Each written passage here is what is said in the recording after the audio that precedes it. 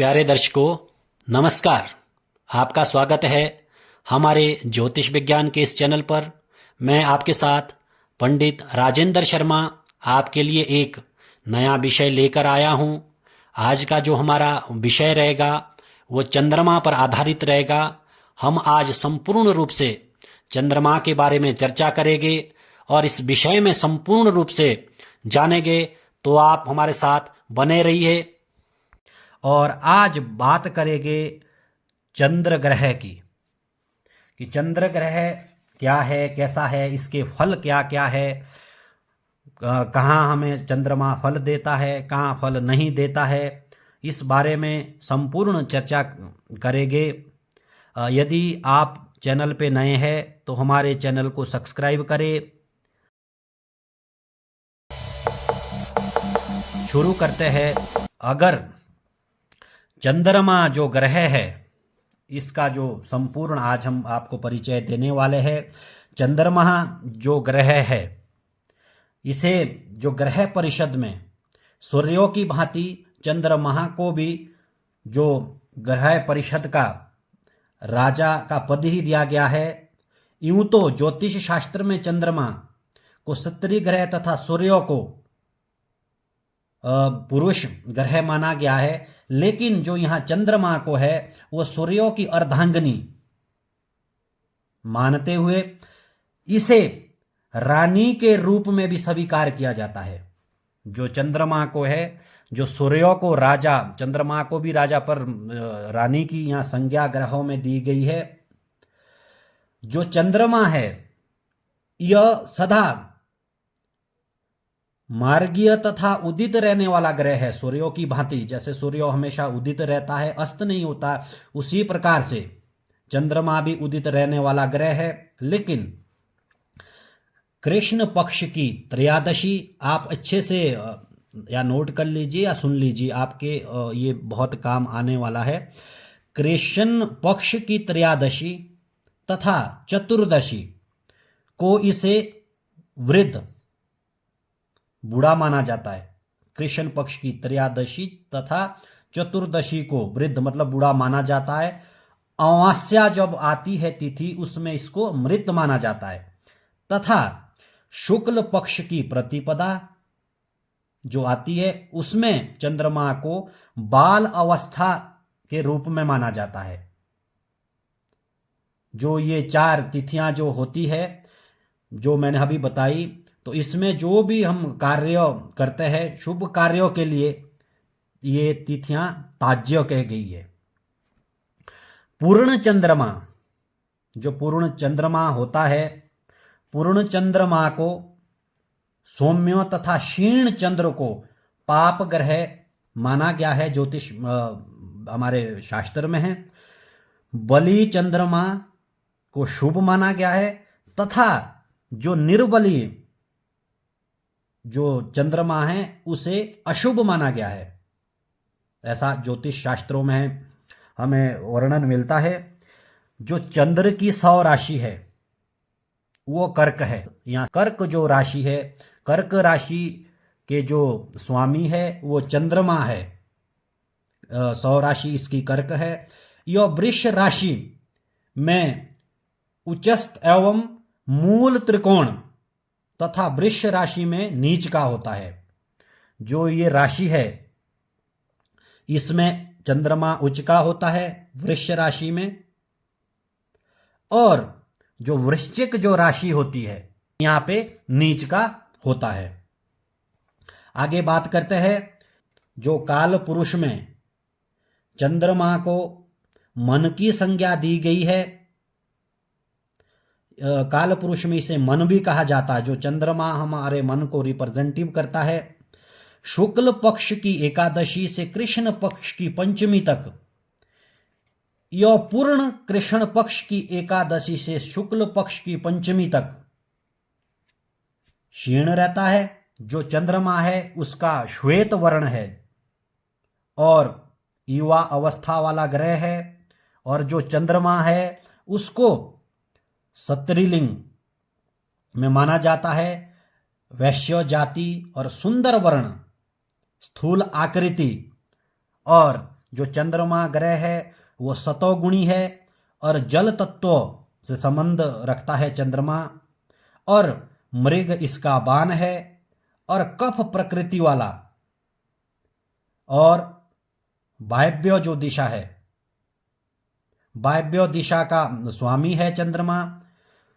चंद्रमा से हमारा जो विचार किया जाता है, जिसका ये प्रतिनिधित्व करता है हमारे मनोभाव, संवेदना, शारीरिक स्वास्थ्य, मस्तिष्क, रक्त, दयालुता, कोमलता, कल्पना शक्ति, प्रेम, देश प्रेम, सहानुभूति, सौंदर्य तथा ज्योतिष विद्या पर भी जो चंद्रमा है वो अपना आधिपत्य इसका होता है और इसमें आधिपत्य माना जाता है।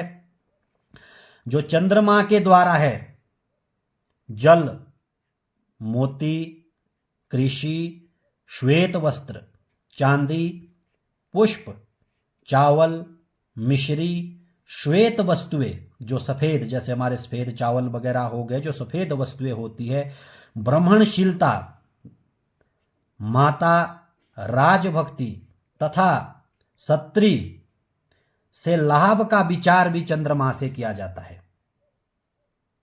मनुष्य शरीर में जो हमारा जो शरीर का जो प्रतिनिधित्व ये ग्रह करता है, जो चंद्रमा हमारे हृदय तक, जो हृदय जो शरीर में गले से हृदय तक का अंडकोश, गर्भ तथा पिंगला जो हमारी नाड़ी होती है, इस पर भी चंद्रमा का अधिकार होता है।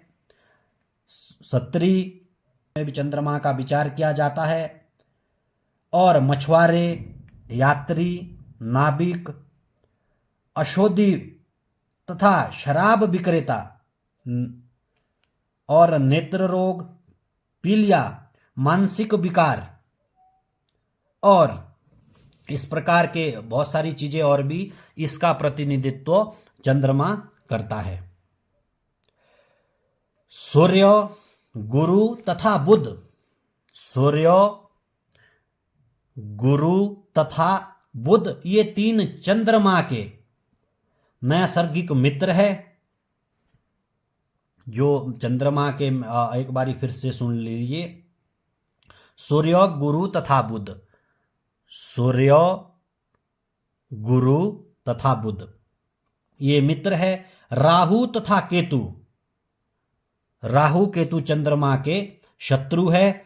और जो मंगल, शुक्र तथा शनि, मंगल, शुक्र और शनि ये सम है, ये सम भाव रखते हैं, ना ज्यादा मित्रता रखते हैं ना ज्यादा शत्रुता रखते हैं।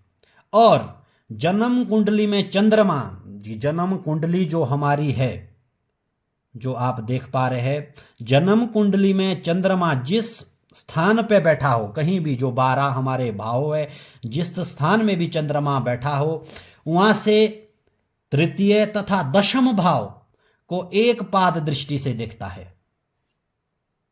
आप और सुन लिए, चंद्रमा जहां बैठा हो वहां से तृतीय तथा दशम भाव, हमारा तृतीय और दशम भाव को एक पाद दृष्टि से देखता है। पंचम तथा नवम भाव को द्विपाद दृष्टि से देखता है। और अष्टम भाव जो, और चतुर्थ और अष्टम जो होता है, चौथा और आठवां, अष्टम भाव को त्रिपा तीसरी दृष्टि से देखता है। तथा सप्तम भाव को पूर्ण रूप से देखता है। जिस प्रकार सूर्य को भी हमने दृष्टि बताई गई है, उसी प्रकार से चंद्रमा की भी दृष्टि हम आपको बता रहे हैं। मेष, तुला, वृश्चिक तथा मीन जो ये लगन है, चंद्रमा योग कारक होता है। इन लगनों में मेष, तुला, वृश्चिक तथा मीन लगन में चंद्रमा योग कारक होता है। रोहिणी, पुनर्वसु, विशाखा तथा पूर्व भाद्रपद जो नक्षत्र जो हमारे हैं, उसमें चंद्रमा हमें श्रेष्ठ फल देता है। और कृतिका, उत्तर फाल्गुनी, अश्लेषा, ज्येष्ठा, उत्तराषाढ़ा तथा रेवती जो ये नक्षत्र है, इस पर चंद्रमा अशुभ फल देता है। अगर चंद्रमा इन नक्षत्र में हो तो हमें अशुभ फल देता है। नीचस्त तथा अस्तगत, हम आपको और बताते हैं जो यहां चंद्रमा शुभ फल देता है। और यदि चंद्रमा के साथ बैठा राहु ग्रहण योग बना रहा हो तो चंद्रमा अशुभ फल देता है। अगर चंद्रमा नीच का हो तब भी ये अशुभ फल देता है। अगर ये राहु और केतु के साथ ये ग्रहण दोष बनाता है तब भी ये अशुभ फल ही देता है।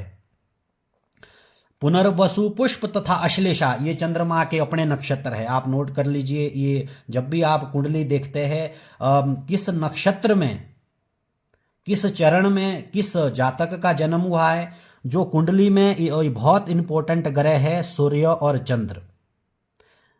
ये हमारे राजा और एक हिसाब से रानी है, बाकी ये प्रजा है, दो ग्रह। इसीलिए मैं इनका संपूर्ण रूप से आपको ये सारी नॉलेज दे रहा हूं ताकि आपके ये आगे बहुत काम आए। पुनर्वसु, पुष्प तथा अश्लेषा, ये चंद्रमा के नक्षत्र है।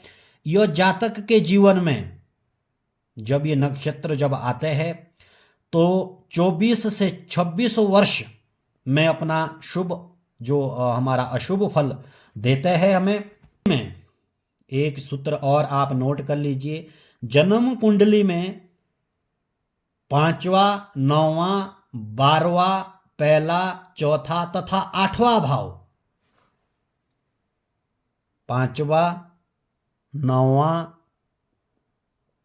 जो 12वां, पहला, चौथा और 8वां भाव चंद्रमा के वृद्ध तथा 1, 3, 6, 10 एवं 11 भाव शुभ स्थान माने गए हैं।